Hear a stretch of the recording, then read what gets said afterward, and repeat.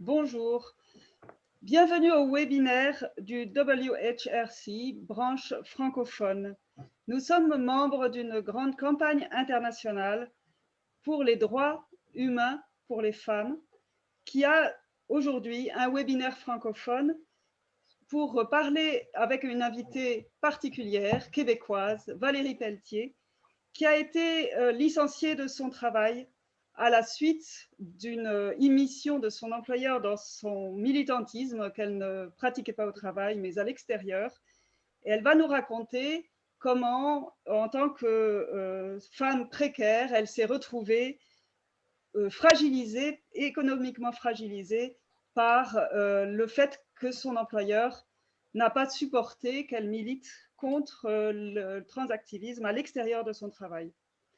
La WHRC, donc Women Human Rights Campaign, est une grande campagne internationale qui rassemble des féministes du monde entier qui sont en but à l'idéologie transgenre, qui essayent de reformuler les droits humains de façon à ce qu'ils ne soient pas, à ce que les femmes ne soient pas invisibilisées dans les textes internationaux. Cette campagne peut être signée par toute une chacune. Donc, vous pouvez aller sur le site qui vous est indiqué dans le chat pour signer l'appel au respect des droits humains pour les femmes.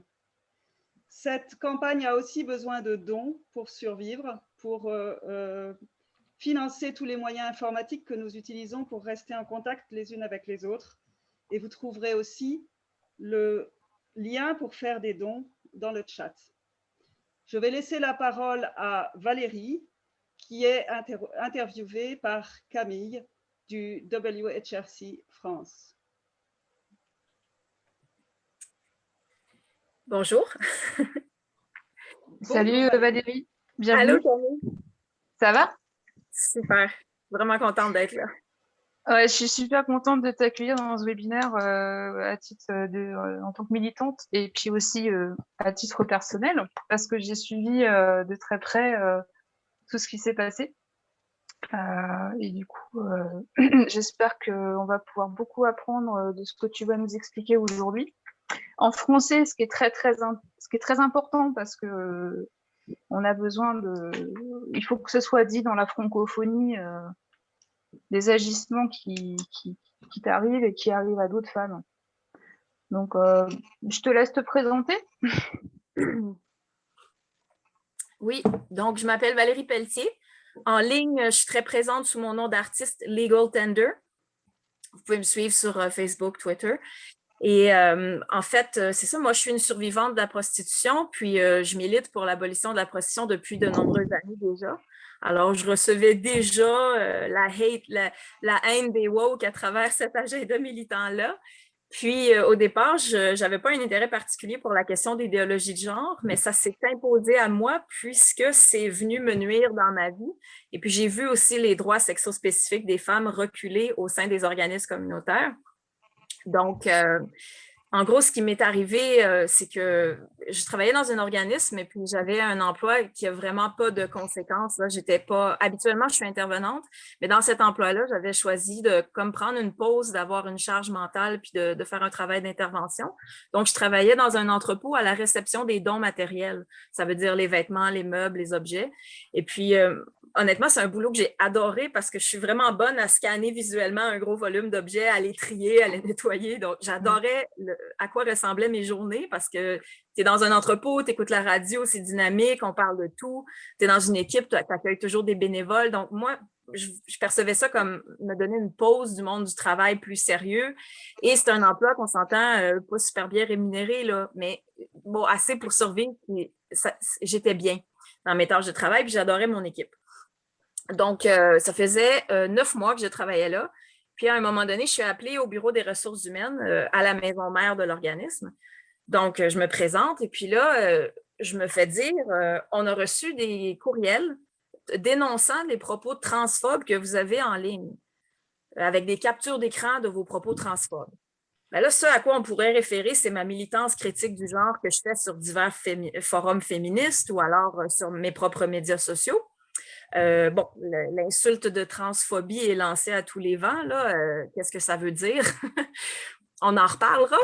Mais en gros, mon employeur me traite de transphobe. Et moi, je décide, comme d'habitude, je suis toujours dans la transparence absolue, donc je décide de lui expliquer en fait vraiment qu'est-ce que je défends. Puis ensuite, le fait que mon droit de conscience à l'extérieur du travail est protégé par la Charte des droits et libertés. Donc, si ma militance politique n'affecte pas ma capacité à faire mon travail, il n'y a pas de raison d'intervenir. De toute façon, dans une gradation des punitions, il aurait fallu me faire un premier avertissement disant Madame Pelletier, on vous interdit de parler de propos militants au travail, ce que j'aurais accepté de faire, mais de toute façon, on s'entend, on est dans une équipe de travail, on parle de tout, de politique, pourquoi on vote pas, on vote pour qui. Tu sais, je veux dire, c'est des conversations. Si on m'avait dit, oh, le sujet trans, vous en parlez pas au travail, Madame Pelletier, j'aurais accepté, ça n'aurait pas été plus compliqué que ça. Mais c'est pas ça qui est arrivé. Ce qui est arrivé, c'est que là, moi, j'ai déballé à mon employeur qu'en fait, je dis, wow, là, les accusations de transphobie, c'est assez lourd. Je vais vous expliquer ce que je fais. Ce que je fais, c'est de défendre les droits sexo-spécifiques des femmes basés sur leur réalité biologique. Donc, je suis d'avis, et c'est un avis qui est légitime et que j'ai le droit de défendre dans ma vie personnelle, que les femmes méritent des services et un accompagnement entre femmes seulement. Puis je l'ai vécu dans différents organismes où les personnes trans faisaient pression pour être intégrées. Il y a eu beaucoup de dissensions dans plusieurs organismes communautaires. Certains ont plié vers oui, certains ont choisi non, un non ferme. Puis il y a des raisons légitimes à ça. Donc, en gros, il n'y a rien de ce que je fais qui est phobe et il n'y a rien de ce que je fais qui envoie de la haine envers l'autre. Je dirais même qu'en fait, c'est notre camp qui reçoit de la haine, des attaques. Moi, je traite personne de nom. Donc, putain, je me fais traiter de TERF à longueur de temps. Donc, Trans Exclusionary Radical Feminist. Donc, le fait de dire que je suis une féministe radicale qui exclut les trans. Et puis, ben non, j'exclus pas les trans, je défends les droits des femmes. Donc, c'est comme, des fois, j'ai l'impression qu'on parle d'une fête à laquelle des gens ne sont pas invités. Puis là, ils se présentent à la porte et disent, oui, mais tu ne m'as pas invité. C'est comme, mais vous n'étiez pas invité. Non, mais tu ne m'as pas invité. Oui, mais vous n'étiez pas invité. C'est surréel parce que si on se met à changer la définition du mot femme, puis c'est ça que je veux marteler aujourd'hui, ce qui se passe dans la militance transactiviste, c'est qu'on tente de changer le sens des mots. Et donc, les personnes trans ne tentent pas d'acquérir des droits pour eux-mêmes. Ils tentent d'acquérir exactement les mêmes droits qui viennent avec la définition de femme. Donc, si on change le sens du mot femme, mais nous, notre analyse en tant que féministe radicale ou universaliste, appelez-vous comme vous voulez, ça revient à dire qu'on ne peut plus nommer notre oppression comme basée sur notre sexe. Donc, moi, mon sexe biologique, il n'a pas été opprimé depuis la nuit des temps parce que je me sens femme ou parce que j'ai l'air d'une femme ou parce que je m'habille comme une femme. Non, être femme, c'est ni un costume, ni un sentiment. Être femme, c'est une réalité qui est ancrée dans mon corps, dans le fait que mon corps est capable de créer la vie. Et c'est à cause de ça que les hommes nous ont opprimés et nous ont confinés à la sphère domestique depuis toujours. Puis ils nous ont infériorisés à dire qu'on est juste bonne pour ça, que par défaut, on est les donneuses de soins de l'espèce humaine. Donc, si on veut essayer, dans une démarche féministe radicale, de décortiquer les stéréotypes de genre, bien, l'idéologie transgenriste fait le contraire de ça. En fait, je mets au défi n'importe qui de me nommer une seule façon qu'une personne affirme sa transidentité qui ne revient pas à être un stéréotype de genre. Donc, que ce soit tous les stéréotypes esthétiques ou les attitudes ou le maniérisme, on est constamment en train, selon moi, de renforcer les stéréotypes de genre en allant vers l'idéologie de genre. Tandis que moi, je veux qu'on ait le droit d'être n'importe quelle sorte de femme ou n'importe quelle sorte d'homme qu'on veut.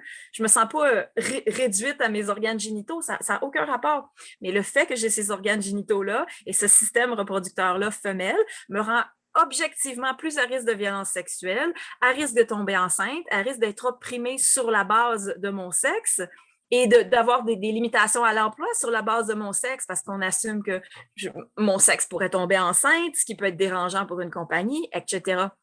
Donc, moi, je pense que c'est ça que je défends. Je défends les droits des femmes. Je ne suis pas anti-trans, je suis pro-femme. Et là, mon employeur me sort « Vous êtes transphobe ». Donc, déjà là, il y a un problème. Et ensuite, mon employeur me dit « Les femmes trans sont des femmes », ce qui est une position idéologique. Ce n'est pas un fait.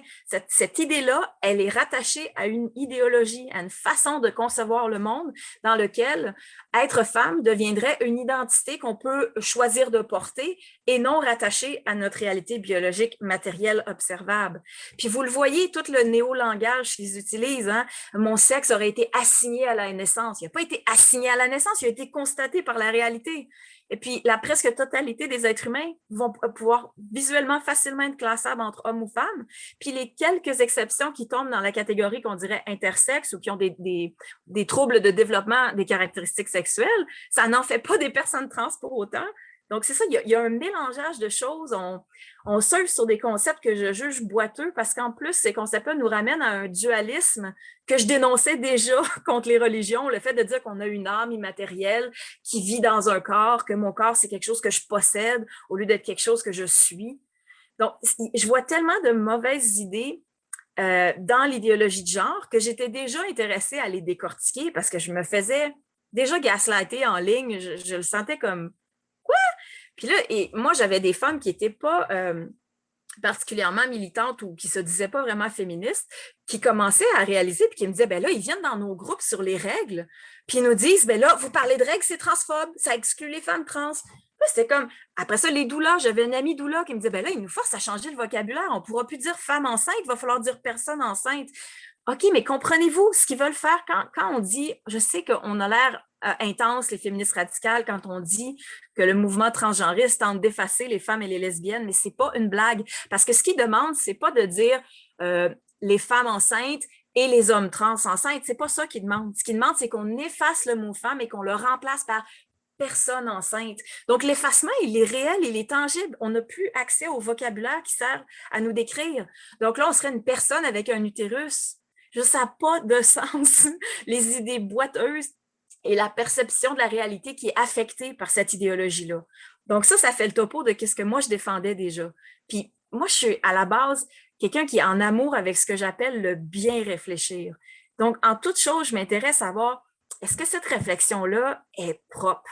Hein? Ou est-ce qu'il y a des détails boiteux? Là? Il y a des X qu'on n'est pas certain, mais qu'on assume que c'est ça. Puis, donc, déjà, j'avais un intérêt pour le bien réfléchir. Puis ça m'a frappé comment l'idéologie transgenre était bourrée de mal réfléchir. Ensuite, ça m'a amené à devoir décortiquer, mais d'où ça vient, cette idéologie-là? Ah, là, il a fallu que je comprenne c'est quoi le postmodernisme. Summum du boiteux laid déshumanisant. Après ça, le transhumanisme, donc le fait de dépasser nos conditions matérielles de base, puis de pouvoir se modifier constamment par des ajouts, des retraits cosmétiques. Après ça, toute l'idéologie queer. Moi, j'habite dans le village gay depuis 24 ans. Et j'ai vu l'effacement des lesbiennes. Il n'y a plus aucun, non seulement il n'y a plus de bar lesbienne, mais il n'y a plus de soirée lesbienne. Parce que si on tente d'organiser une soirée pour femmes seulement, on va se faire dire, vous êtes transphobe. Parce que pas toutes les femmes ont un vagin. C'est sans fin comment on n'arrive plus à avoir une certaine chasse gardée sur ce qui était à nous. Donc, comment un groupe, moi, j'ai jamais vu ça dans l'histoire, là. Comment un groupe peut gagner des droits aux dépens d'un autre? J'ai jamais vu ça. Quand on parle d'homophobie, par exemple, les personnes gays voulant se marier. On pourrait critiquer l'essence même du mariage, mais ça sera pour une autre conversation. Les personnes gays qui veulent se marier, ils veulent les mêmes droits que les personnes hétérosexuelles de se marier et ils veulent que ce mariage-là, aux yeux de la loi, soit reconnu avec la même légitimité. Mais les personnes trans ne veulent pas des droits pour eux-mêmes. Ils ne veulent pas être une tierce catégorie qui vient s'ajouter avec des particularités. Le slogan « Les femmes trans sont des femmes » sert à effacer, sert à dire on va changer la définition de votre catégorie femme, on va s'immiscer dedans et par conséquent, on a le droit à vos refuges, vos prisons, vos sports. Comprenez-vous, c'est de ça que je parle. Moi, je vois un recul gravissime. Donc, on retourne à mon congédiement. Alors, je suis dans le bureau avec le mec des ressources humaines. Encore une fois, j'ai certaines réserves au fait que de plus en plus dans des ressources pour femmes, on a des hommes dans des postes décisionnels. Mais bon, ils ont le droit, en tant qu'organisme, ils ont le droit de faire ce qu'ils veulent. Moi, j'ai ce jeune homme-là qui a un type de background formé en gestion managériale et qui me dit vous êtes transphobe, les femmes trans sont des femmes et vos valeurs sont incompatibles avec notre organisme. Là, moi, je suis en mode accommodement. Donc, je viens de faire mon speech pour expliquer qu'est-ce que je défends et pourquoi je le défends. Là, j'offre des solutions. Je dis, moi, je m'engage à ne pas en parler du tout au travail.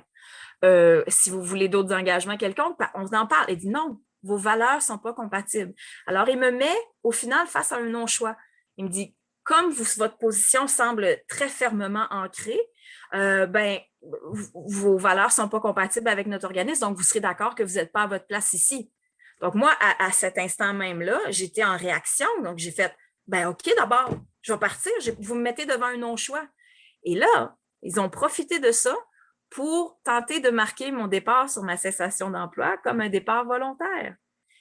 Donc, ça m'a nuit avoir les 2 semaines de préavis qui sont censées me payer. Ça m'a nuit à réussir à avoir le chômage. Ça a pris un délai beaucoup plus long que prévu pour réussir à avoir mon chômage.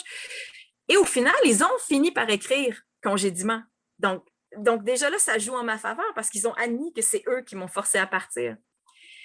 Donc là, je réfléchis à ça. Écoute, j'en parle avec des camarades qui travaillent en droit du travail. Je cherche conseil un peu partout. Puis à ce point-là, je n'avais pas encore compris à quel point ça porte un nom, ce qu'on m'a fait. C'est un congédiement déguisé pour motif politique. Donc, c'est une discrimination politique, ce qu'on m'a fait, puisqu'on ne me reproche rien relatif à mes tâches de travail. Au contraire, j'étais une machine au travail. J'étais capable de tétrisser des objets dans des bacs. J'étais vraiment super efficace. J'adorais mon travail. Je rentrais travailler avec le sourire à chaque matin. J'acceptais une paix de misère pour faire ça. OK? Donc, il n'y avait rien à me reprocher sur mon travail. Et même s'il y avait eu des reproches, il y a quand même une gradation des sanctions. On est supposé me dire, on exige une amélioration du comportement. Ensuite, il y aurait eu une lettre d'avertissement. Donc, il y aurait eu des étapes avant d'en venir au congédiement. Mais moi, j'ai été congédiée en 25 minutes top chrono avec les insultes ajoutées que je suis transfemme et que les femmes trans sont des femmes.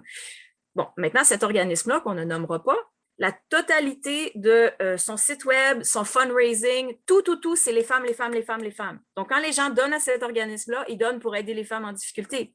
Donc, oui, ils ont commencé à dire, on est ouvert aux personnes trans. OK, vous avez le droit, en tant qu'organisme, vous avez le droit de voter ces décisions-là avec votre conseil d'administration et de choisir d'être ouvert aux trans.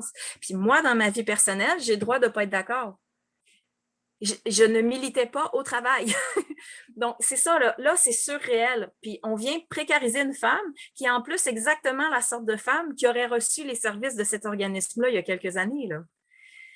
Donc, la blessure, elle est double. Parce qu'il y a à la fois ce qu'on m'a fait qui est une discrimination politique, mais il y a le fait que, voyons donc, je suis une survivante. Puis en plus, j'œuvre, toute ma vie est orientée vers la mission que vous avez, telle que décrite sur votre site web.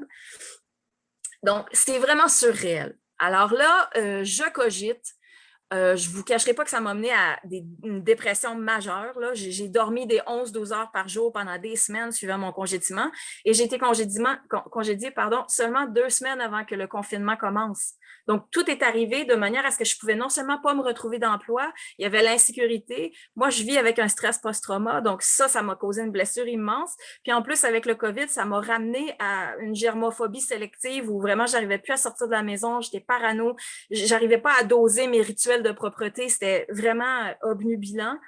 Donc, je continue à faire des recherches, je fais des appels de Ligue de défense de droit, je pose des questions partout. Puis finalement, c'est des camarades qui me convainquent que, en fait, tu as motif à faire une plainte, là. Je veux dire, fais quelque chose avec ça parce que c'est objectivement injuste ce qu'ils t'ont fait. Parce que, comme je dis, il y aurait une gradation des sanctions si jamais j'étais un problème au travail, ce qui n'était pas le cas. Et ensuite, le droit de conscience politique à l'extérieur dans notre vie privée est protégé par la Charte des droits. C'est qu'une fois que j'ai eu compris tout ça, là, j'ai commencé à regarder où est-ce que je pouvais amener ma plainte. Donc, ma plainte initialement, le premier endroit qui aurait semblé évident, ça aurait été la Commission des normes du travail. Malheureusement, la façon que ça fonctionne au Québec, quand tu es employé moins de 2 ans, ils ne vont pas prendre ton dossier. Sinon, ça aurait été gratuit. J'aurais eu une défense gratuite, passé devant le tribunal des normes du travail. Mais à cause que j'étais employée seulement 9 mois, ça fait que je n'avais pas accès aux normes du travail. Donc, j'ai tenté une démarche à la Commission des droits de la personne. Je reviendrai là-dessus plus tard. Initialement, ils ont reçu ma plainte et elle est passée devant un comité de sélection et elle a été retenue. Donc, ma plainte a été jugée comme légitime par la Commission des droits de la personne. Ensuite, ça ne bougeait pas. Donc là, ça faisait presque 1 an que la commission ne bougeait pas. En 1 an, on a passé mon dossier à 3 agents différents. Les 2 derniers ne me réécrivaient plus. Donc moi, je me dis, qu'est-ce que je vais faire avec ça? Alors là, il me vient l'autre idée que quelqu'un m'explique, pour clamer des dédommagements pour ce qu'on t'a fait, tu pourrais orienter ta plainte vers la Cour des petites créances. Alors, la façon que ça fonctionne au Québec, puis là, il a fallu que je devienne une petite experte en droit là, pour naviguer ce dossier-là. La façon que ça fonctionne au Québec, c'est que si tu réclames des dédommagements de 15 000 $ et moins, c'est la Cour des petites créances. Alors, c'est un autre système parallèle ça se gère au palais de justice aussi, mais ce n'est pas la même chose que la Cour du Québec. Donc, moi, j'ai fait affaire avec une avocate qui a fait la recherche de la jurisprudence pour vérifier, dans le fond, c'est quoi les précédents dans des dossiers similaires aux miens.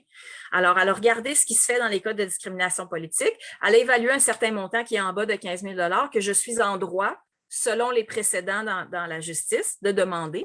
Donc, on parle de dédommagement pour le congédiement irrégulier. En plus, pour le fait que ça m'a occasionné perte de revenus, elle a mis un montant pour les frais de recherche d'emploi, etc. Puis, elle a ajouté une peine aussi du fait que c'était intentionnel ce qu'on m'a fait. Donc, ce n'est pas un accident, là. C'est vraiment intentionnellement. On a privilégié l'idéologie transgenriste dans la prise de décision de qu'est-ce qu'on fait avec Valérie. Donc, comme c'était quelque chose d'intentionnel et que l'employeur s'y tient, là, à ce jour, eux, ils contestent, là, ils n'ont rien fait de mal dans leur tête. Donc, c'est ça. Ça a donné qu'on est arrivé à une lettre très bien formulée dans laquelle tout est clair, les motifs de pourquoi je poursuis sont clairs, les dommages réclamés et ensuite, la prochaine étape, c'est d'envoyer la lettre de mise en demeure. Là, ça a commencé à être compliqué parce que de leur côté, ça ne s'est pas géré super fluidement, là, dans le sens que ils nous cédulent un meeting de négociation pour se présenter à la négociation pour dire qu'ils refusent de négocier. Donc, moi, pendant ce temps-là, je fais des dépenses, mais j'ai eu de l'aide. Les camarades m'ont donné des sous pour payer les frais d'avocat que j'ai eu à date. Puis aussi, à la Cour des petites créances, il faut comprendre que je vais être appelée à me défendre moi-même. Donc, tu ne peux pas être représenté par un avocat. Et eux non plus. C'est ça l'avantage. Donc, à la Cour des petites créances, ça va être la personne de la direction qui est désignée pour venir se défendre et moi face au juge.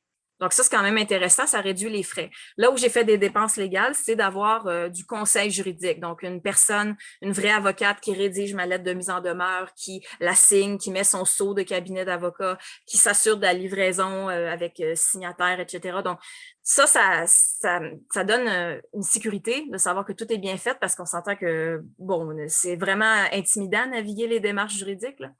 Donc, c'est ça. Moi, j'ai demandé conseil pour monter ma poursuite, mais ensuite, c'est moi qui vais la porter devant le juge. Alors là, la dernière lettre qu'on a reçue de la partie adverse, ils sont très fermes, ils n'ont aucune intention de négocier. Selon eux, ils vont contester la poursuite. Là, moi, j'ai déposé au palais de justice les documents, le dossier est ouvert. J'ai dû faire la demande au juge que mon adresse ne soit pas publiée, parce que quand on fait quelque chose au palais de justice, ça fait partie du registre public. Après, les gens peuvent consulter ça. Puis comme moi, je suis une citoyenne, je n'aurais pas voulu que mon adresse personnelle... et puis c'est légitime, là, je veux dire, la violence des transactivistes, c'est pas une blague, là. Donc, ça rallonge un petit peu ma démarche parce que le juge doit en premier approuver ma demande de non-divulgation de mon adresse. Par la suite, on va m'assigner une date de cours qui va être dans environ 2 ans et demi. Donc, c'est là où on en est. Donc, dans 2 ans et demi, je devrais être en cours. Bon, c'est ça. Ensuite, ce qui est arrivé de fascinant, puis là, on parle d'un autre dossier parce que j'actionne aux petites créances mon ancien employeur. Mais là, ce qui est arrivé il y a quelques semaines, c'est qu'un 4e agent de la Commission des droits de la personne se voit signer mon dossier et m'appelle dans le but de fermer mon dossier. Donc, j'ai enregistré l'appel et je l'ai avisé au moment que je le faisais que j'enregistrais l'appel. Donc, il va être disponible prochainement en ligne je vais le mettre sur YouTube avec les sous-titres pour qu'on entende bien. Là, je veux vous expliquer qu'est-ce qui est aberrant, là. Parce que partout au Canada, il y a une commission des droits de la personne dans toutes les provinces canadiennes. Donc, on se souviendra, celles qui suivent les délires du transgenrisme depuis longtemps, qu'en Colombie-Britannique, la Commission des droits de la personne avait pris la défense de notre champion national, Jessica Yaniv, qui a actionné plus qu'une dizaine de salons d'esthéticiennes parce qu'ils refusaient de lui cirer les couilles. Et c'est pas une blague, ça semble surréel, mais oui, c'est vraiment ça. Alors, on parle de travailleuses autonomes à la maison, en majorité des femmes immigrantes, qui n'étaient pas à l'aise et qui, en plus, c'est pas dans leur domaine d'expertise. Parce que faire une cire brésilienne sur les parties génitales d'un homme, c'est pas l'expertise de faire la cire sur les lèvres d'une femme, OK? Donc, elles ont refusé. Et lui, il a tout de suite, puis c'est une stratégique, là. C'est ça le transactivisme. Le transactivisme, c'est provoquer les rejets partout pour avoir un gros dossier, pour aller voir la commission puis dire « Regardez, ils sont transphobes, ils m'ont tout rejeté, il faut les actionner. » Alors, qu'est-ce que la Commission des droits de la personne a choisi de faire? Elle a choisi de défendre le fait que Jessica Yaniv est une femme parce que les femmes trans sont des femmes et que ces femmes-là sont transphobes de l'avoir refusé. Donc, ça n'a pas marché, évidemment. Une fois rendu en cours, ça l'a fait capote, ce dossier-là, parce que ça n'a pas de sens. Mais la Commission des droits de la personne a des précédents de privilégier l'idéologie trans au droit des femmes d'offrir des services sexospécifiques. Donc, moi, il y a plus d'1 an, j'arrive à la commission, je tombe sur une assez bonne agente, elle semblait comprendre les enjeux et que c'était de la discrimination politique. Alors, je lui envoie tout ça, ça passe devant comité de sélection. Ensuite, la prochaine étape, c'est que ma plainte est reçue. Donc, j'ai un courriel me disant « Votre plainte est reçue ». Ça veut dire qu'elle est acceptée. Il y a un numéro de dossier, il y a un agent assigné et ma plainte, elle est en démarchage.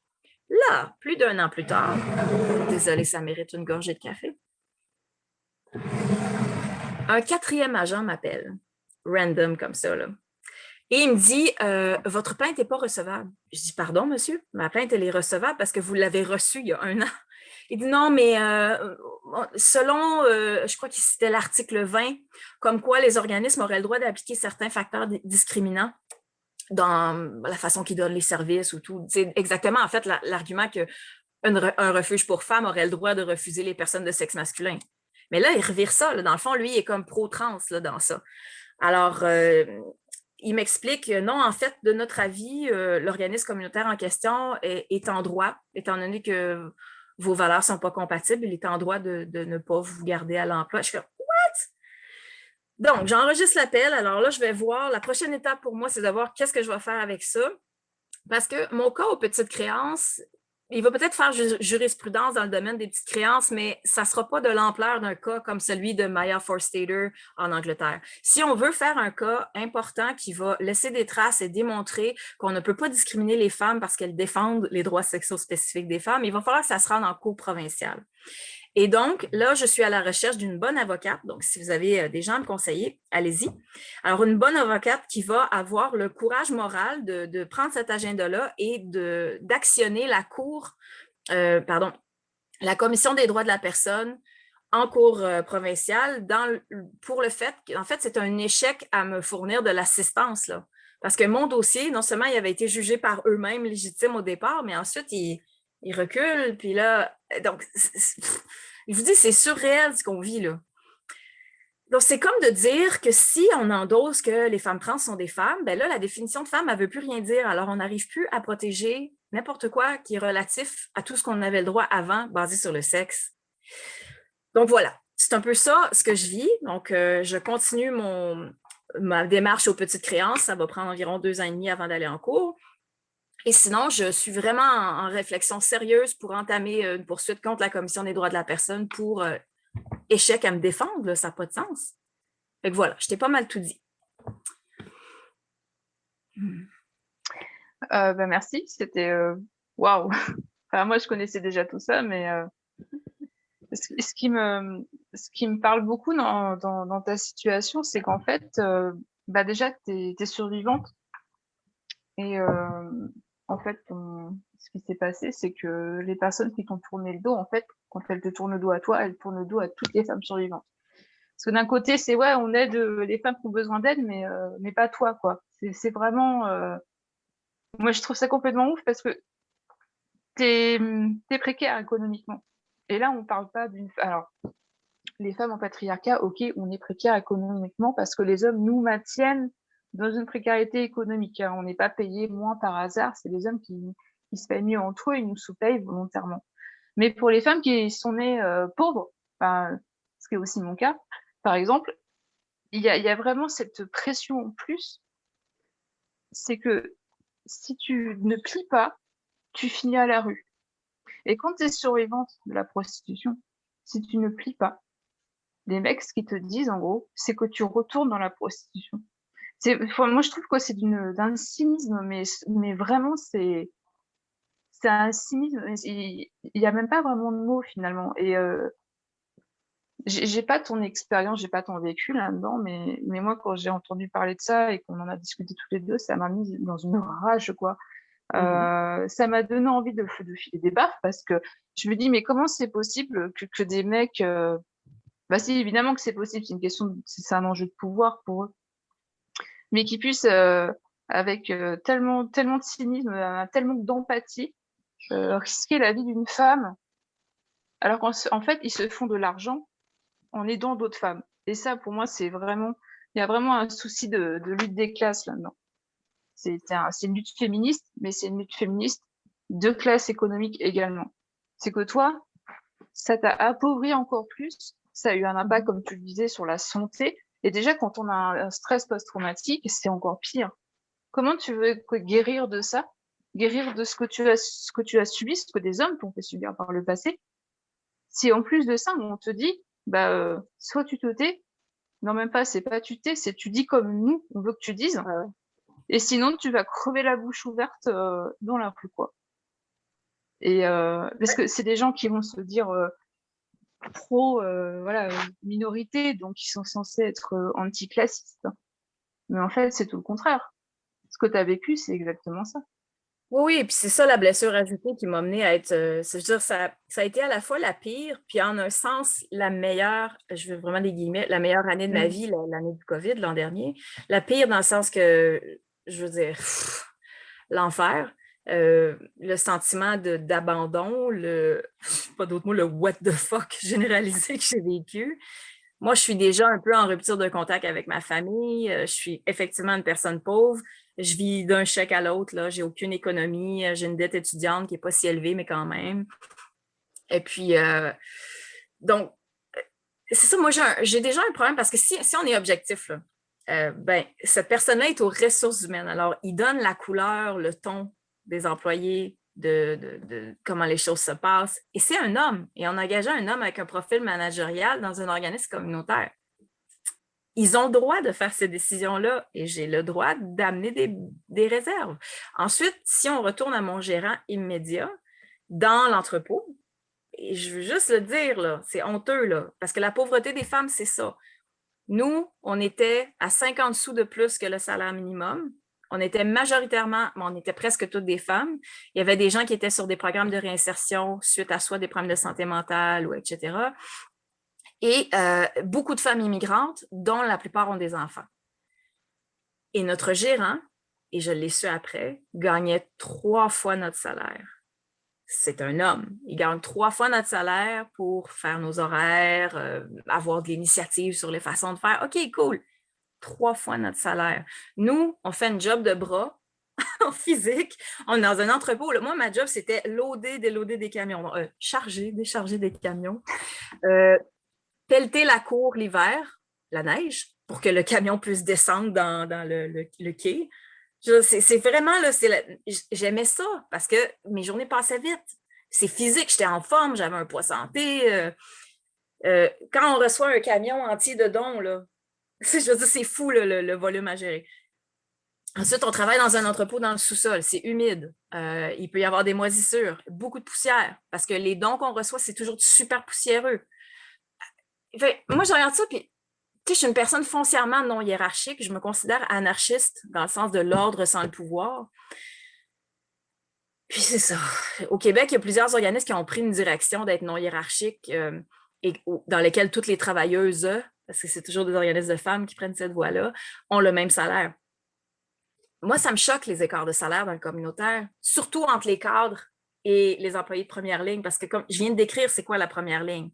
La première ligne, si tu es en intervention, c'est des horaires difficiles, c'est parfois devoir faire des quarts de nuit. Puis, tu sais, quand tu fais de nuit, de jour, ça te met à l'envers. Parce que quand tu commences à quelque part, tu n'auras pas un bel horaire, tu n'auras pas ton 5 jours stable. Non, tu vas être sur appel au début. Fait, tout ça vient à nous reprécariser. Alors, c'est épuisant. Les conditions de travail pour les femmes, je veux dire, c'est pas si une femme était au poste de ressources humaines, elle aurait le même salaire que le gars des ressources. C'est pas ça la question. C'est la question que c'est des hommes qui ont les postes de gestion et des femmes qui ont la première ligne. Puis les écarts de salaire sont aberrants. Puis les moi, je vais vous dire, dans mes valeurs à moi, dans le communautaire, n'importe qui gagne dans les 6 chiffres, c'est obscène. J'ai pas d'autre mot pour le dire. Surtout qu'on avait une étude il y a quelques années qui disait que passer quelque chose comme 67 000 par année, le capital bonheur et le bien-être n'est pas substantiellement augmenté, là. Donc, pour moi, la façon que j'en suis venue à voir ça, c'est que si une personne gagne un gros salaire dans les 6 chiffres, même 80 000, c'est aberrant, 80 000 dans le communautaire. C'est aberrant parce que ta première ligne, elle gagne entre 13 et 18 $ max. C'est ça qui est aberrant. Donc là, ces gens-là, pour moi, mon système de valeurs, c'est que s'ils s'approprient un aussi gros part de la masse salariale pour eux-mêmes, ben c'est du salariat non rémunéré à la première ligne. J'ai plus d'autre façon de le voir. Je suis pas capable. J'en ai marre. Puis les cadres, ils ont tellement de liberté. C'est pas vrai. Là. Nous, on punch in and out. On a une carte, on poinçonne. Là. On poinçonne. Nos pauses sont calculées. Ah, t'as-tu pris trop longtemps de pause? Il n'y a jamais autant de vérification puis d'exigence que quand tu es sous-payé. Versus, ouais, je vais aller luncher. C'est fou la liberté qu'ont les cadres par rapport au gros salaire. Et je ne dis pas qu'ils n'ont pas une certaine charge mentale, là. Ils en ont une. Mais c'est qu'eux nient celle que nous, on a. Puis, tu sais, moi, dans le communautaire, j'ai vu des choses aberrantes, là. Tu sais, des femmes se cacher un paquet de couches en dessous de leur table de travail pour aller le payer durant leur pause parce qu'ils savent que si les paquets de couches montent sur le plancher, les clients vont tous les acheter puis il n'y en aura plus. Puis une personne de la direction descend puis dit non, tu ne fais pas ça. Mais sur quelle planète ils vivent? Ils vivent, ces gens-là. Je ne sais pas, il y a un décalage, il y a comme un mépris de classe. Plus il y a des écarts de salaire, plus il y a un mépris de classe au sein des organismes communautaires en général. Moi, fait que c'est ça. Dans l'optique de vouloir travailler dans des dynamiques le plus non hiérarchiques possible, de continuer de travailler. Puis là, moi, je suis fichée, là. J'étais déjà fichée SWORF, Sex Worker Exclusionary Radical Feminist, là. L'idée que j'exclus les travailleuses du sexe juste parce que je pense que c'est ni un travail ni du sexe.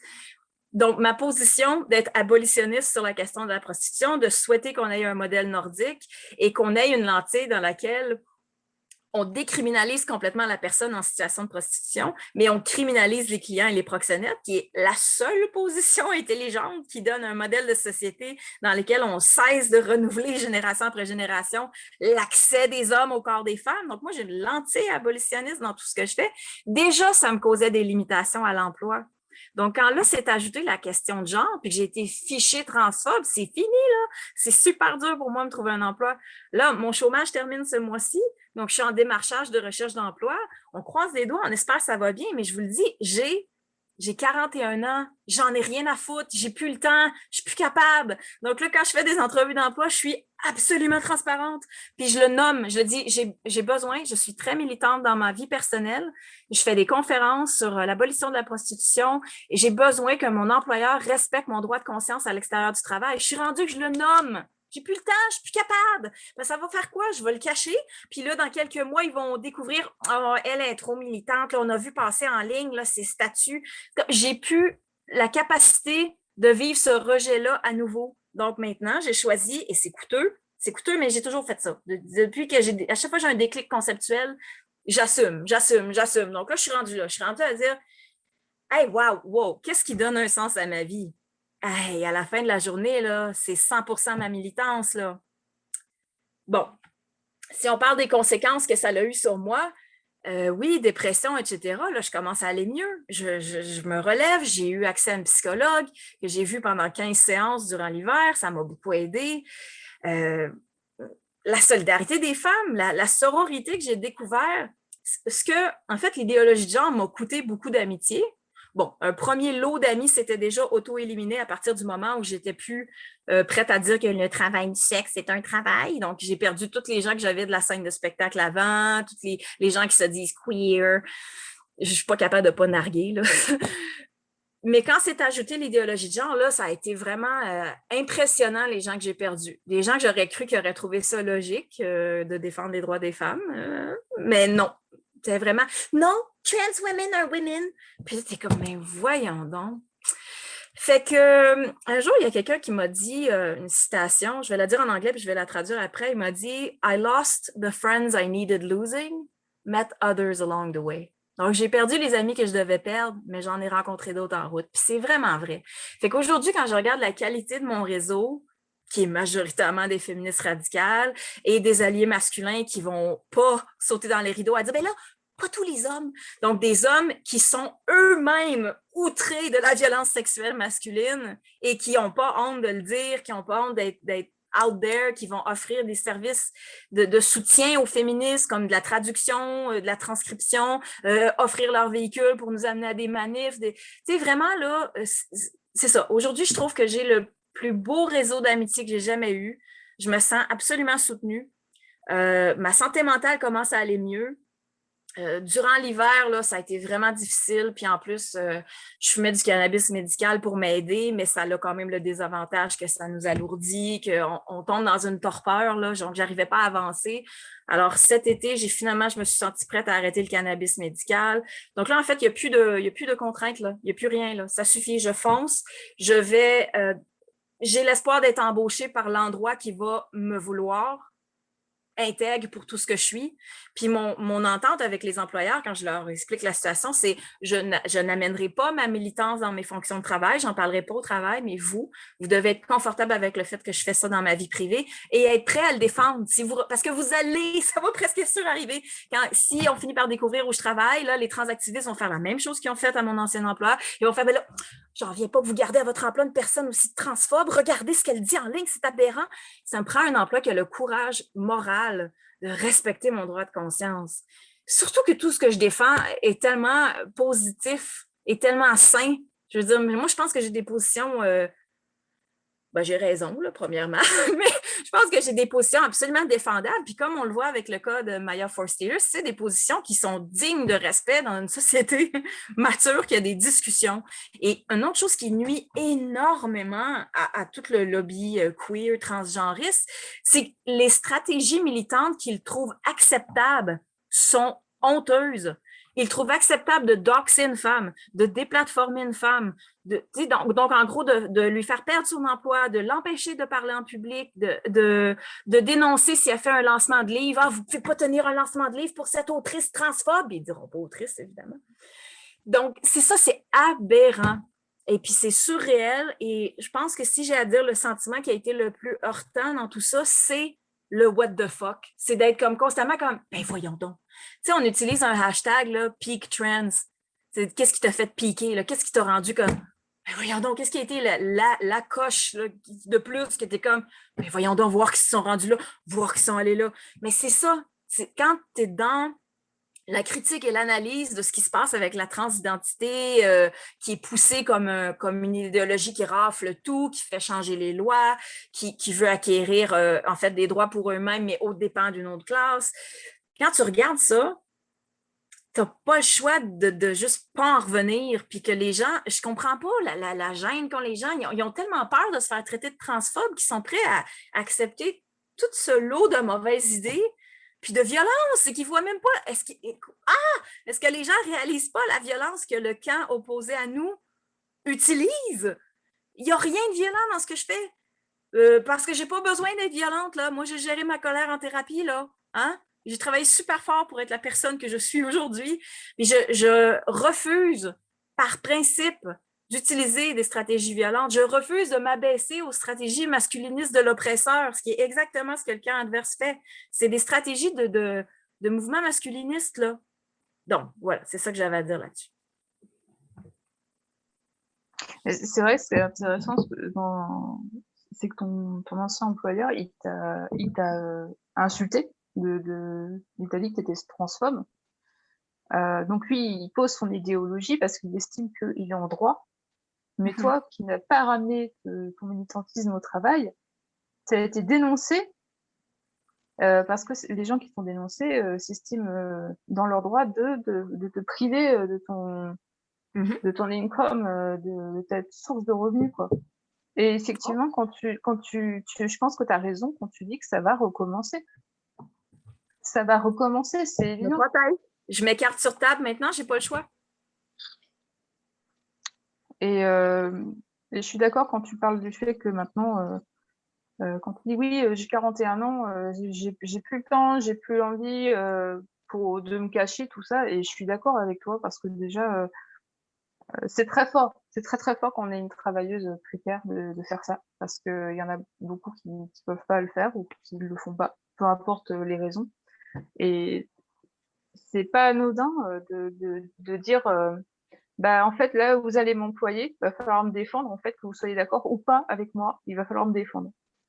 Parce que si tu trouves un travail demain et que la personne qui t'emploie, elle est prête à te lâcher comme ça, c'est qu'il n'y a pas de courage, effectivement. Je suis d'accord avec toi quand tu parles de maturité, j'ai l'impression qu'on va vers une société qui devient immature, mais de Ouais. plus en plus, c'est vraiment beaucoup dans l'égocentrisme.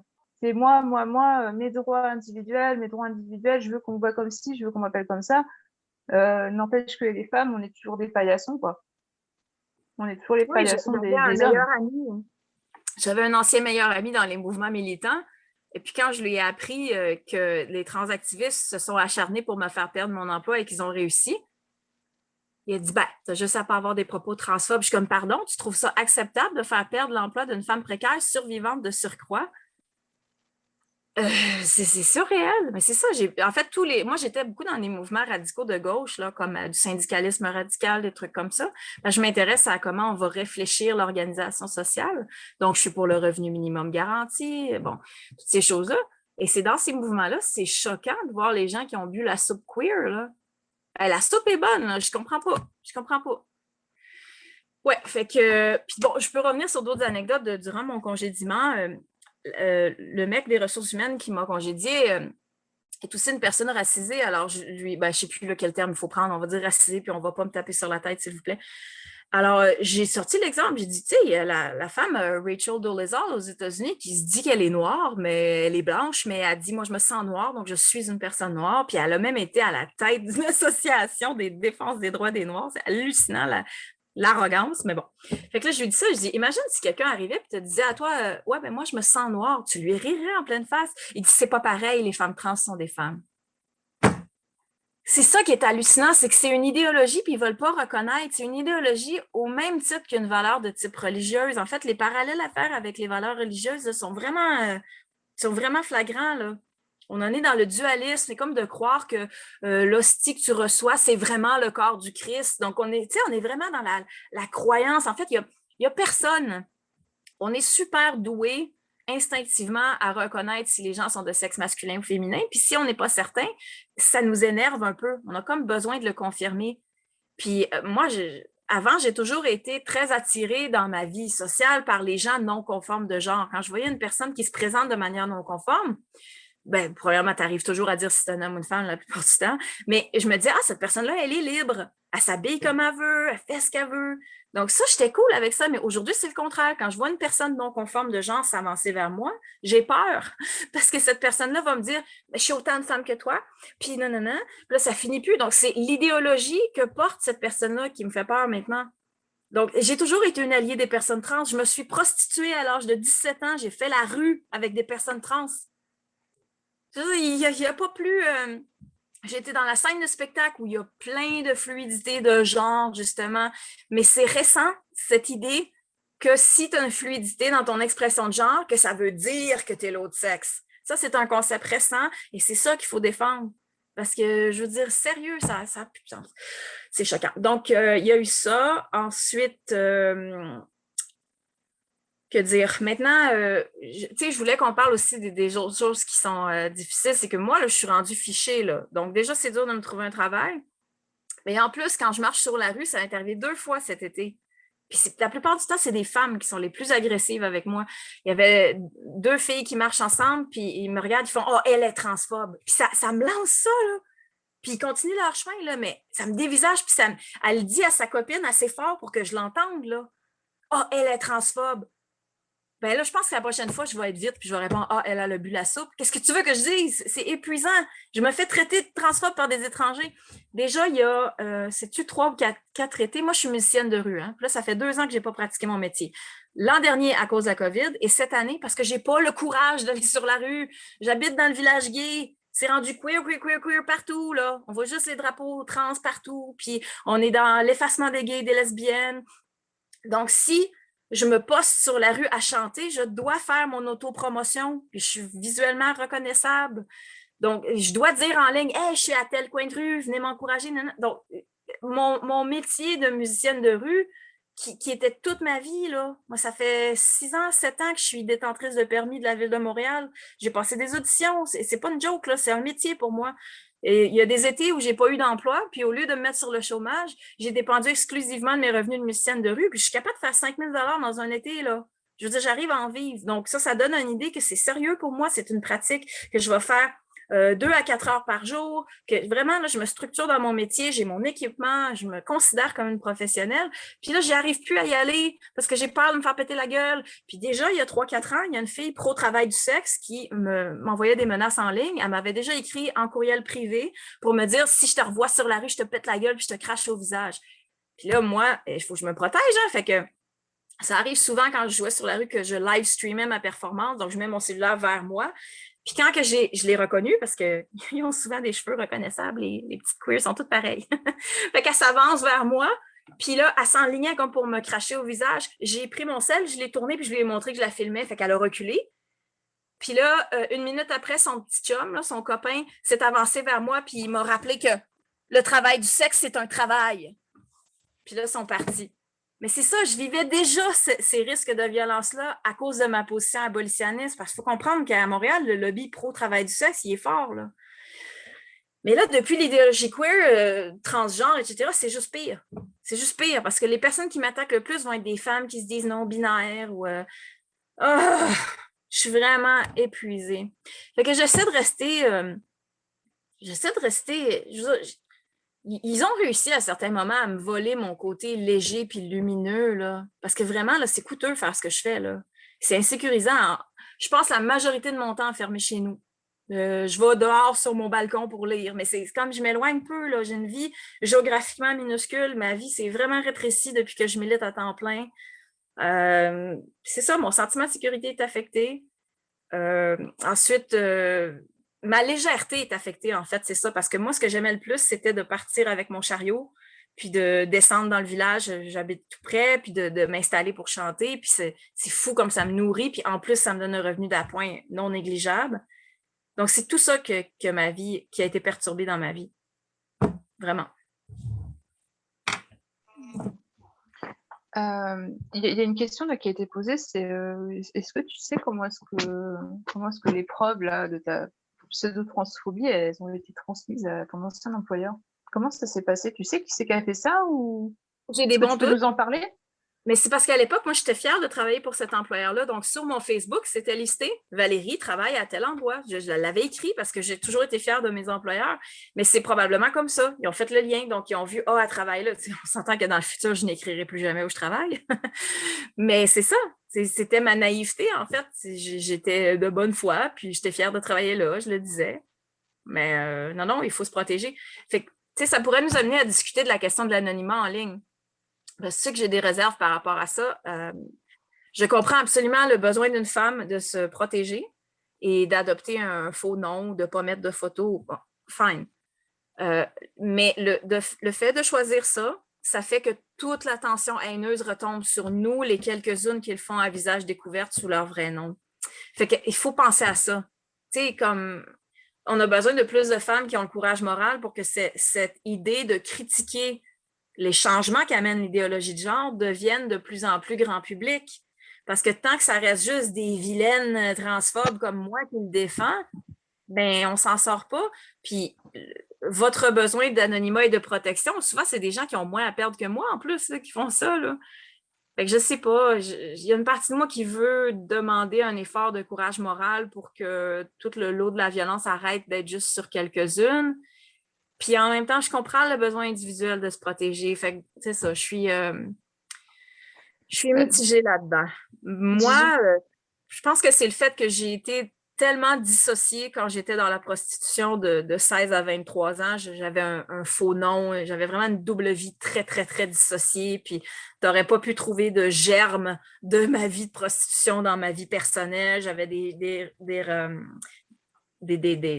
rituels de germophobes là, pour me débarrasser de toutes les germes. Puis bon. Mais je pense que d'avoir été si dissociée dans le passé, puis ça a été très coûteux ensuite là, de travailler vers une réassociation vers un soi intègre et complet, puis d'être vraiment La dernière étape pour moi, ça a été d'arrêter le cannabis parce qu'on ne se leurre pas, là, j'utilisais le cannabis pour son effet dissociant. Parce que quand tu fumes, ça fait vroom. Tu sais, quelque chose de vraiment, pour celles à qui ça fait bien comme substance, là, il y avait un effet dissociant que je recherchais là-dedans. Et donc, d'accepter de vivre dans le vrai tout le temps.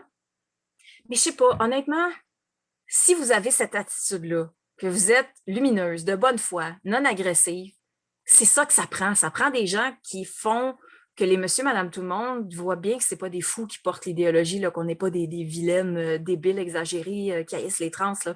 Fait que plus on est de gens normales, d'apparence normale puis d'expression normale, qui s'affirment sur les coups de l'idéologie de genre, ben ça va devenir mainstream. On va atteindre un tipping point. On va atteindre un point autour duquel, là, ça y est, là, on a passé le cap. Là. On ne peut plus nous ignorer, on ne peut plus nous traiter de folle.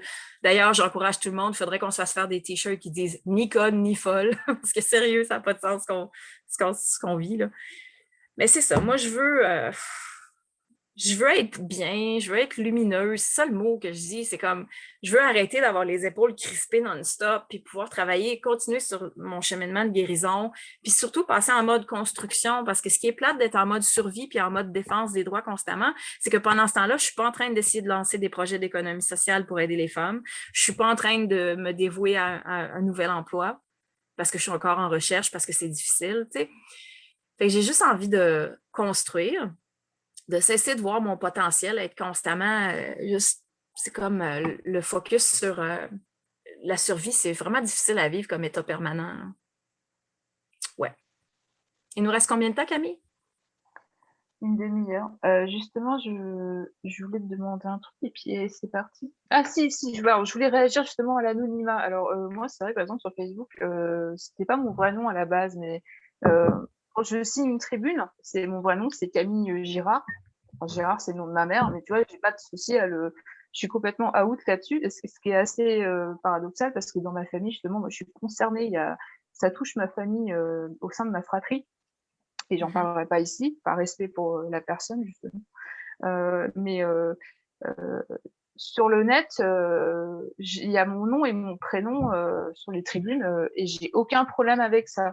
Mais moi, oui, je suis pas artiste de rue et je comprends tout à fait que toi, tu as eu peur à une époque, que tu puisses plus sortir pour aller chanter dans la rue parce qu'effectivement, ils vont forcément t'attendre en tournant. Et je voulais aussi réagir sur le fait que ce sont des femmes qui vont t'agresser verbalement, qui vont user d'intimidation, parce que comme ça, les hommes peuvent pas dire que c'est eux. Ouais. Les hommes manipulent les femmes pour qu'elles deviennent agressives entre eux. D'ailleurs, c'est divisé pour mieux régner, comme d'habitude, hein, c'est patriarcal. Et comme ça, ils peuvent pas dire oui, non, c'est pas nous, hein, on n'agresse pas les TERF, hein, c'est les femmes qui agressent les pseudo-TERF. Donc c'est de la stratégie. C'est sidération, intimidation, ostracisme. Tu peux plus aller dehors. Puis tu perds pas que de l'argent. Tu perds aussi ta joie de vivre parce que en plus tu chantes bien. Enfin, je sais pas, t'es une artiste. Et quand tu pratiques un art, enfin tu pratiques pas, tu vis un art. Et ça fait partie de toi. Et du coup, oui, c'est une façon de. C'est comme si tu étais diminué de toi-même. Et effectivement, c'est vrai que quand on a des pseudos pour se protéger sur Internet, moi je sais qu'à une époque j'avais très très très peur des queers et c'était juste sur Internet, hein. Ils nous fichaient une trouille monstre, c'était vraiment là aujourd'hui on pourrait pas dire ça parce que non, j'ai pas du tout peur, mais c'est vrai qu'il y a une dizaine d'années c'était la trouille quoi, parce que je voyais bien, je sentais la misogynie rampante derrière leur ah oui mais moi je suis trop oppressée mais t'es rien oppressé du tout mon pote en fait faut se calmer quoi, il faut aller consulter à un moment donné parce que moi aussi je consulte hein, j'ai pas honte mais il faut arrêter de fâcher les femmes maintenant quoi, c'est tout. Donc voilà, ça demande beaucoup beaucoup de courage et il nous reste une demi-heure. Ouais, je vais rajouter une chose parce que moi, une chose qui Ouais. m'a fait régresser encore plus, ça a été quand le militant du Canada anglais, Chris Elston, s'est fait battre à Montréal. Il s'est fait casser un bras par 7 pseudo-antifa. Parce que ça, c'est un autre truc qui est aujourd'hui, on ne peut plus parler de la gauche parce que la gauche est woke. Donc, je ne suis pas de droite. En fait, moi, j'ai l'impression que la vraie gauche, c'est moi. Puis l'antifascisme, à la base, c'est censé être quelque chose de bien, mais là, l'antifascisme a pris la tendance woke. Donc, ils sont maintenant auteurs de violence contre des gens qui auraient dû à la base défendre. À l'intérieur, quand j'étais dans un syndicat révolutionnaire qui s'appelle le IWW, Industrial Workers of the World, selon moi, la pensée originale de l'IWW, c'est moi qui l'ai, c'est pas eux. Parce que nous, moi, j'ai commencé à voir au sein du comité femmes, c'est devenu comité d'oppression de genre. Après ça, sex work is work. Donc là, on se met à défendre, on veut des syndicats de travailleuses du sexe. J'étais comme, mais vous êtes sérieux, là? Puis là, j'essayais d'amener une analyse de ça, mais non, et je me faisais juste traiter de non, puis exclure, puis j'ai fini par quitter. Mais donc, ces gens-là, qui sont les antifas, qui recoupent beaucoup avec les WW puis le radicalisme de gauche. Donc, Chris Alston est un père de Colombie-Britannique qui milite contre la transition médicale des enfants et contre le fait qu'on commence à enseigner via des jeux de pronoms, le fameux homme pain d'épices, on commence à enseigner l'idéologie de genre dans les écoles, voire même les écoles primaires. Alors, lui, il milite contre ça. Et c'est une personne qui est calme, élégant, qui ne fait rien de mal. Il se tient dans des lieux publics avec une pancarte sandwich dans laquelle il dit « Les enfants ne peuvent pas consentir aux bloqueurs d'hormones. » Allô? Il n'y a pas longtemps, en psychiatrie, on n'osait même pas diagnostiquer un enfant. On avait une période d'observation, puis on se disait l'enfant a des tendances vers tel diagnostic, mais on n'osait rien affirmer de ferme quand ça venait aux enfants. Et puis, là, on est dans le contraire. Là, on est dans l'affirmation à tout prix. Donc, un enfant dit se sentir pas aligné avec son corps et que l'enfant dit qu'il est trans, puis on ignore complètement le phénomène de contagion sociale. Donc, anyways, moi, je pense que sa militance est complètement légitime. Fait que moi, je milite plus pour les droits des femmes, mais lui, il milite plus pour les droits des enfants. Et donc, il est venu à Montréal se tenir sur la rue Sainte-Catherine-Ouest, dans les endroits où ça milite le plus, justement. Puis, il est calme, il a ses pancartes et il invite la population à avoir ces discussions avec lui parce que sur ces pancartes, les gens sont souvent pas au courant. Les gens vont dire « Ah, mais c'est quoi des bloqueurs d'hormones? » Puis là, ça ouvre la discussion. Il porte une bodycam, une caméra sur lui, puis il filme les discussions, puis il met ça en ligne après. C'est que ça montre aussi le fait que la population n'est pas vraiment au courant des enjeux. Quand tu dis aux gens « Est-ce que vous savez qu'en ce moment même, dans les prisons canadiennes, il y a des hommes, des personnes de sexe masculin avec pénis intact qui sont emprisonnés avec des femmes. Est-ce que vous le savez, ça? » Les gens sont comme, ben voyons donc. Est-ce que vous le savez qu'on peut transitionner médicalement par des hormones un enfant aussi jeune que, je sais pas, 12 ans? J'ai vu des enfants sur des bloqueurs d'hormones à 12 ans. Voyons donc! Donc, ce qu'on fait, nous, moi, je pense que c'est légitime et que ça a sa place dans une société qui a des débats ouverts, là. Fait que là, lui, même chose que moi, il doit faire sa propre autopromotion. Donc, quand il est dans une ville, parce qu'il se promène de ville en ville au Canada, c'est sérieux son truc, là. Donc, il fait ça pas mal à temps plein maintenant. Alors, il était à Montréal, donc évidemment, il va l'écrire sur Twitter. « Aujourd'hui, je suis à Montréal, au coin de telle rue, venez me parler, venez me soutenir. » Ben, qu'est-ce que tu penses qu'ils ont fait, les transactivistes? Mais il était 7 contre 1. Puis par chance, il a filmé. Donc, il s'est fait casser un bras. Ils ont pris un cône là, de construction de rue, puis ils ont cassé un bras. Puis ils ont arraché sa bodycam, ils ont endommagé ses pancartes. Ça n'a pas de sens que ça soit acceptable de faire un geste de violence contre l'autre. Il n'y a aucune façon que ça soit acceptable. Jamais. J'aurais beau haïr n'importe qui, que ce soit le paroxysme de ma haine, il n'y a aucun moment dans lequel j'enverrais un geste d'agression physique vers cette personne-là.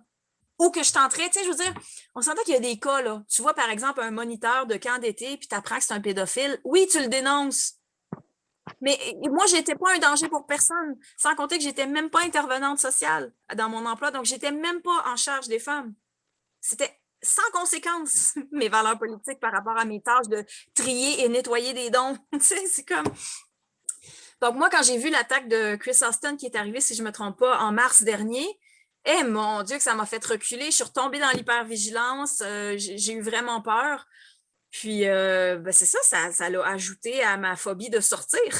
Parce que si on fait ça à lui, qui est un homme, oublie ça et ça va être pire envers moi, là. Surtout que certains d'eux, je ne peux pas les reconnaître avec certitude, mais c'est probablement des anciens camarades de l'IWW, là. Oh là là. C'est surréel ce qu'on vit et ça n'a pas de sens que le camp adverse trouve ça acceptable d'user de violence. Hallucinant. Bah, c'est vrai que quand on a eu aussi là c'était à Paris, il y a des militants qui ont agressé des Ouais. femmes qui étaient par exemple aussi survivantes de la prostitution ou non valides. Il y avait au moins une femme non valide que je connaissais qui était là-bas. Et il y a des gens qui ont dit ouais mais c'est bien fait en gros quoi. Et ce qui est plutôt enfin, je trouve ça assez gonflé de leur part de dire que mégenrer entre guillemets, moi ça m'arrive d'être mégenrée, c'est bon, je vais pas aller, c'est bon quoi, C'est de la violence. je vais pas chez une pendule comme on dit chez moi. Euh, Ça m'arrive et c'est pas de la violence. Et même dire qu'un chat c'est un chat, rappeler que bah, une femme c'est une femme, c'est pas de la violence. Ça peut faire mal à la personne selon comment elle se ressent et ou ce qu'on a pu lui mettre dans la tête surtout, contagion sociale comme tu disais, mais c'est pas de la violence. Par contre, aller casser le bras d'un mec dans la rue, c'est de la violence. Jeter des objets sur une femme dans une manifestation, c'est de la violence. Et en plus, c'est de l'incitation à la violence, c'est de l'apologie de Absolument. crimes C'est en un France et mouvement pas de qu'en masse. France d'ailleurs. Oui, c'est ça. Ouais. Euh, je me disais, est-ce que ça te dirait s'il y a des participantes qui ont des questions Ben d'y oui, répondre? Ouais. toujours. Alors toujours, vas-y, je m'en doutais. Je vais ajouter une Euh, chose que je répète toujours, hein. Il n'y a aucune forme de croissance personnelle qui passe par la validation externe, encore moins par des ajouts ou retraits cosmétiques ou esthétiques, OK? Donc, d'avoir ce besoin constant de se faire valider, puis là, tu dois valider mon identité, puis valider mes pronoms. Non, c'est de la névrose. Il n'y a aucune forme de croissance personnelle qui requiert un regard externe. Aucune. Puis oui, je vous mets au défi, là. Trouvez-moi-en une. Vous n'en trouverez pas parce que ça soit des différents courants de pensée spirituelle ou philosophique, il n'y a rien qui requiert. Ça, c'est quelque chose qui se passe en soi. Puis de vouloir être aligné avec son soi-même esthétique, là, je veux dire, sérieux, là. C'est fou. il y a quelqu'un Moi, je qui fais tout demande, pour me décoloniser, là. J'essaie de me décoloniser des pardon. stéréotypes de genre. Ah. Il y a quelqu'un qui Alors, demande ton profil Facebook, certainement Legal Tender. oui, je préfère Moi, qu'on me suive sur ma page d'artiste. Sur ma page oui, personnelle, je tends à ajouter seulement des gens que je connais en personne. je peux pas l'ajouter moi sur mon téléphone pour l'instant. Ouais, mais sur Et puis, je Facebook, peux c'est Legal Tender. Et sur Twitter, c'est Legal Tender Montreal, je pense. Alors pour les Françaises, les francophones qui sont allergiques, c'est Légal Tender. Non, je déconne. C'est Légal Tender. Euh, moi j'ai une petite question. Voilà, merci. Rien. J'ai une petite question. C'est quand tu parles de cosmétiques, moi je sais exactement de quoi tu parles parce qu'on en a déjà parlé. Et qu'en plus j'ai la même vision que toi là-dessus. Est-ce que tu peux expliciter un petit peu ce que tu appelles des ajouts au trait cosmétiques Oui, oui. par C'est rapport que au déjà, les femmes, transhumanisme? on travaille super fort à se décoloniser des stéréotypes de genre. Donc, de dire cheveux longs, c'est femme, poitrine, c'est femme. Mais oui, ça l'est dans le sens que c'est. Mais je veux dire, une femme qui aurait eu une mastectomie serait pas moins femme pour autant, là. Tout comme une femme qui aurait un problème de stérilité serait pas moins femme pour autant. Donc, si on part de la réalité que femme devrait être seulement définie par une réalité biologique de naissance, ensuite, chaque femme a le droit de s'ajouter ou de s'enlever tout ce qu'elle veut, là. Elle peut décider, moi, je suis plus à l'aise dans les métiers de la construction, j'ai pas envie d'adhérer aux standards de beauté féminin, j'ai pas envie de marquer ou de médiatiser ma féminité constamment par les stéréotypes tels qu'établis, comme de douceur, la gestuelle corporelle fermée versus ouverte. C'est tout ça. Donc, qu'est-ce que fait, on va prendre un exemple, qu'est-ce que fait une personne, un homme se disant femme trans? Ben, il va exemplifier à travers son corps la totalité des stéréotypes que je viens de nommer. Ça veut dire talons, maquillage, coiffure longue, etc. Et c'est ça qu'il utilise comme marqueur de sa féminité.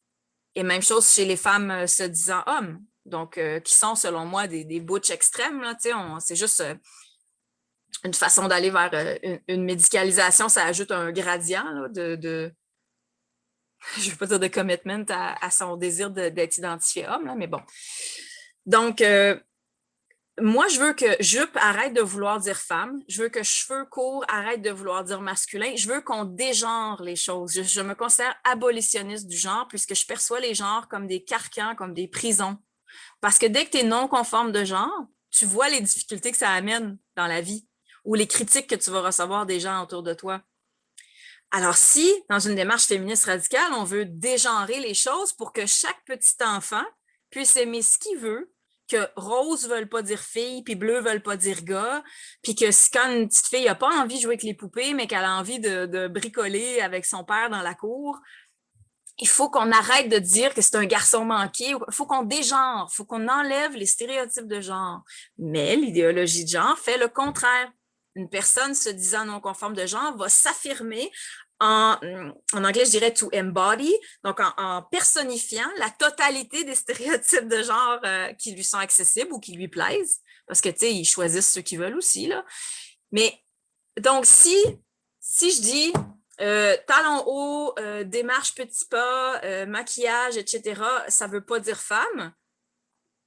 Moi, je ne verrai pas une personne de sexe masculin qui se met tous ces ajouts cosmétiques-là comme une femme. Parce qu'on est fatigante, mais on a raison. Femme, c'est ni un feeling, c'est pas un sentiment, puis c'est pas un costume. C'est pas un costume être une femme. C'est important, les mots qu'on utilise. Je sais que c'est choquant, mais c'est un costume. Puis moi, je les connaissais il y a des années. Je trouve aussi une chose qu'on n'a pas parlé, je trouve ça important aussi de faire une différence entre des personnes se disant trans parce que ça viendrait d'un malaise avec une dysphorie. Et puis, c'est des personnes qui sont souvent homosexuelles, donc soit hommes ou femmes, versus les autogynéphiles. Je m'excuse, mais les autogynéphiles, ça existe. Je les connaissais dans les soirées fétiches. C'était souvent des hommes puissants, des hommes d'affaires, ou des gens dans des positions de responsabilité, mais qui ont le luxe de pouvoir s'auto-putifier. Donc, ils se mettent en guidoune, en putain, ils ont les jupes courtes, les bas-résés, puis là, ils veulent faire comme « Ah, je suis salope ». Je les voyais dans les soirées fétiches, puis le lundi, ils sont de retour au bureau dans leur position de puissance. Donc là, ceux qui veulent rentrer dans les prisons pour femmes, là, c'est pas nos hommes homosexuels qui se perçoivent eux-mêmes plus à l'aise dans des stéréotypes féminins, donc qui deviennent la sorte qu'on aurait appelée par le passé des transsexuels, dans lesquels il y a une certaine cohérence dans la démarche. Non, non, non. Là, on est vraiment dans autre chose. Si on ne fait pas cette distinction importante entre les personnes qui auraient anciennement été considérées des transsexuels, qui sont vraiment une minorité et que c'est associé il y a des balises à l'obtention de ce statut-là, notamment un diagnostic de dysphorie de genre. Et ensuite, la transition médicale et hormonale devient un accommodement au malaise très profond de ces personnes-là. Puis personne n'avait de la misère à les genrer comme il faut, selon ce qu'eux veulent. J'avais pas de problème quand je me prostituais avec des personnes trans de les appeler elles. C'était des hommes gays, ultra féminisés, qui se font mettre des faux seins, mais qui la plupart se faisaient pas couper le pénis. Pourquoi? Parce que dans la prostitution, ils disaient « It's my money maker ». Les hommes qui se payent des femmes trans, ils veulent le stéréotype de femme avec un pénis. C'est tout ça, là, que moi, je ne suis pas naïve sur le sujet. Puis les autogynéphiles, ben, cherchez ce mot-là, il est important. Ça réfère à une sorte d'homme hétérosexuel, mais qui est sexuellement attiré par l'idée de lui-même en stéréotype de femme. Et puis, on le voit, ils ont une violence, ils ont un body language, ils ont un entitlement, ils sont antitelés, comme on s'amuse à dire en français. C'est fou, c'est eux qui sont violents, qui sont les transactivistes qui veulent rentrer dans les prisons de femmes, puis qui ont des paraphilies la plupart du temps. Je veux dire, une mauvaise idée vient avec une autre. Donc, souvent, une autre chose qui rend que c'est triste, que c'est pas compatible, souvent la défense des droits des personnes trans au sein des organismes pour femmes, c'est qu'on n'a pas les mêmes besoins. Ils ont besoin d'un accompagnement vers leur transition ou questionnement vers la transition, qui n'est pas du tout les services à faire dans les ressources pour femmes.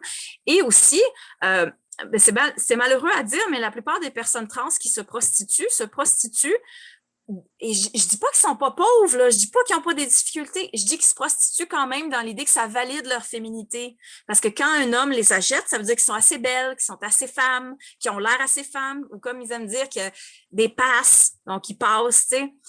Et l'homme, moi, je les méprise, les clients de la prostitution en général, mais les clients de la prostitution trans sont encore plus méprisables parce que jamais ils marcheraient main dans la rue avec une personne trans. C'est des fétichistes. Ils veulent le stéréotype ultra-féminin avec un pénis. Donc, c'est des hommes pseudo-homosexuels qui ne s'assument pas. On est dans le fétichisme total, on est dans les paraphilies. Les personnes trans dans la prostitution sont exposées à beaucoup de violence aussi. Puis d'ailleurs, quand il y a des meurtres de personnes prostituées, c'est dans des contextes prostitutionnels. Ça va être soit les clients, les proxénètes ou les vendeurs de drogue. C'est ça les personnes qui tuent les personnes trans. C'est pas les féministes. Il n'y a aucune féministe qui a tué une personne trans. Allô? Mais pourtant, on se fait dire... Vous avez le sang des travailleuses du sexe sur vos mains, puis vous nuisez personnes trans. C'est comme, mais voyons donc, ça suffit, c'est les hommes qui tuent. C'est fou. Mais mes positions politiques ne mènent pas à la mort d'une personne trans. Fuck all.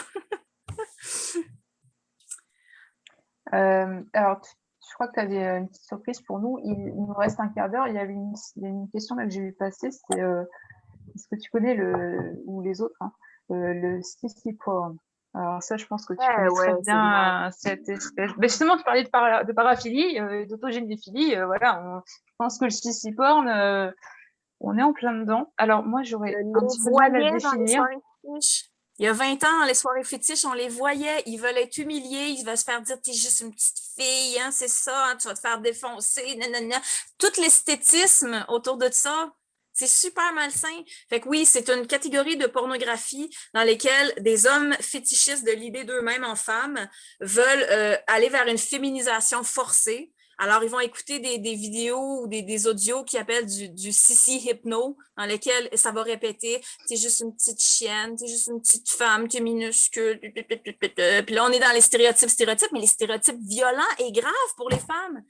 Puis là, ça vient à cette idéologie que être femme, c'est un rôle social d'être inférieur, d'être les tâches de maison. Dans le CC porn, tu vas avoir comme celle habillée en ménagère. C'est comme, ça suffit! Déjà que la porno, c'est problématique, mais ce type de porno-là, ça n'a juste pas de sens, là. Fait, ces hommes-là, ils sont hétérosexuels, mais ils ont une misogynie très forte parce que quand ils font l'amour à une femme, ils font pas l'amour à la femme, ils sont vraiment dans l'idée d'eux-mêmes en femme, dans leur psychologie. Puis c'est des paraphilies, ça suffit. Moi, j'en ai marre des paraphilies. J'ai trop connu cette scène-là par le passé. Là. J'étais super impliquée là, dans la scène fétiche. J'ai déjà fait un fétiche week-end, puis j'étais une genre de petite vedette, là. Locale là, dans cette scène-là. Je me pointais dans les événements costumés, puis j'étais très, très, très photographiée. D'ailleurs, j'ai rien enlevé de ça. Là. Si vous voulez voir mon parcours, vous allez sur ma page Legal Tender, vous allez dans mes archives photos, puis vous reculez à mes plus vieux albums, puis ça commence par du bondage, puis ça finit par de la militance politique.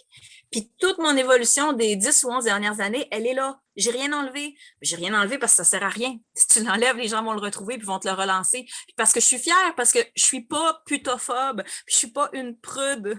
Quand je défends ce que je défends, c'est parce que j'ai déjà bu la soupe, j'ai déjà été colonisée par ces codes-là, puis j'ai travaillé super fort pour m'en décoloniser. Puis aujourd'hui, la personne que je suis, mais moi, je trouve ça fascinant de voir l'évolution de la façon que je me comporte en société, de qu'est-ce que je trouve acceptable ou pas. Fait que moi, je suis fière de mon cheminement, là. Puis j'enlève rien parce qu'au contraire, je trouve que ça me légitimise. Fait qu'on arrive à la fin. Il nous reste une chanson. À la fin. Il nous reste une chanson. Oui, il te reste un petit peu de temps. Oui, tu nous avais prévu quelque chose. Attendez, mon sel va mourir dans vraiment pas longtemps.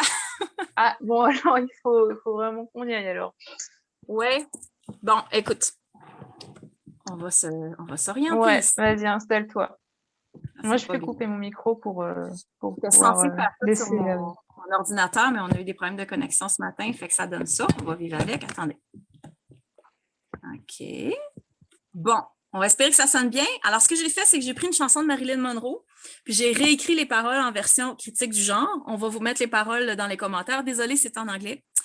Mais moi, je vis en franglais pas mal dans ma vie. Alors, allons-y.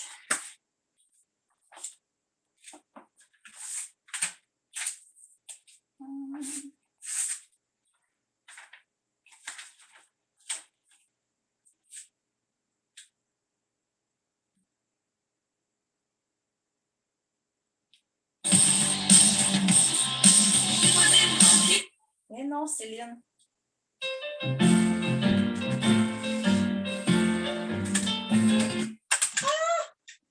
Attendez, on va y arriver.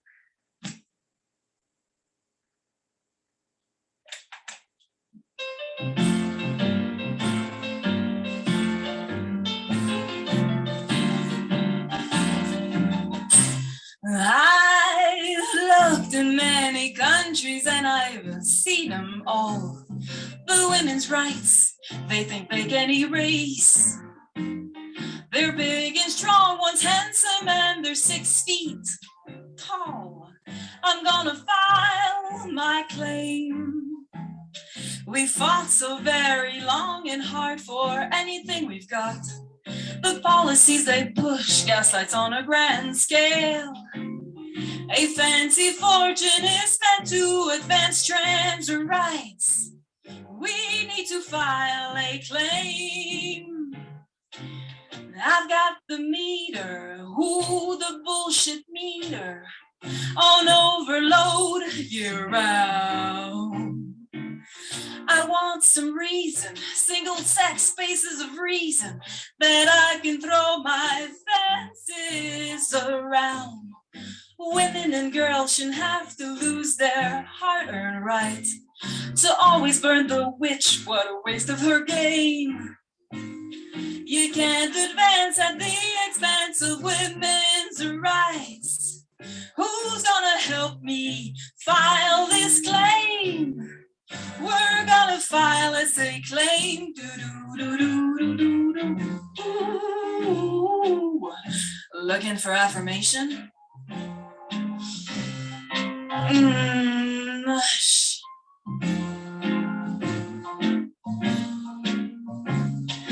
A, B, C, D, who's gonna file me under fire? There ain't man, not a single man. There ain't a man alive who really trades his place for the mental load we carry every day. Adult human females all across the globe. Who's gonna help us file this claim? Who's gonna help us? Help us, help us. Who's gonna help us file this claim right now?